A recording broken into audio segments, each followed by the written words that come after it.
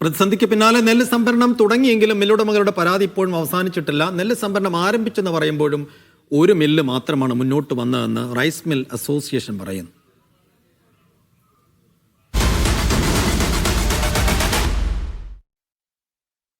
നിങ്ങളുടെ ആവശ്യങ്ങളെല്ലാം തന്നെ അംഗീകരിച്ചിട്ടുണ്ടോ? ഇതുവരെ ഗവൺമെൻറ് മുന്നിൽ പറഞ്ഞ കാര്യങ്ങൾ തീരുമാനമാകാതെ നിൽക്കുകയാണ്. അതേസമയം നെല്ല് സംഭരണം ആരംഭിച്ചു എന്ന് ഗവൺമെൻറ് പറയുമ്പോൾ 52 റൈസ് മില്ലുകൾ കഴിഞ്ഞ വർഷം ഉണ്ടായിരുന്ന സ്ഥലത്ത് ഒരു റൈസ് മില്ല് മാത്രമാണ് ഇപ്പോൾ നെല്ലെടുക്കാൻ തയ്യാറായി വന്നിട്ടുള്ളത്.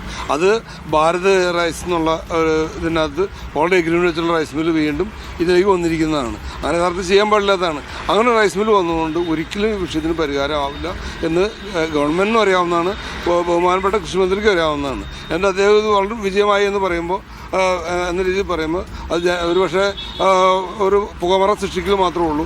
ഈ വിഷയങ്ങളുടെ ഗവൺമെൻറ്റിൻ്റെ മുന്നിൽ എല്ലാം ക്രിസ്റ്റൽ ക്ലിയർ ആയിട്ടുള്ളതാണ്.